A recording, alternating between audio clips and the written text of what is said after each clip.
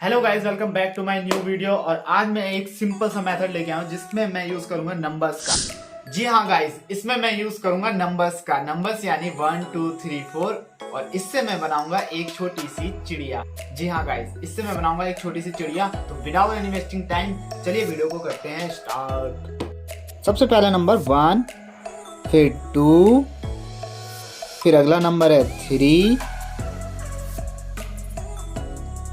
And फिर 4 and फिर double बार करना होगा हमें 5 और फिर 6 एंड 7। और ये तैयार हो गई हमारी चिड़िया।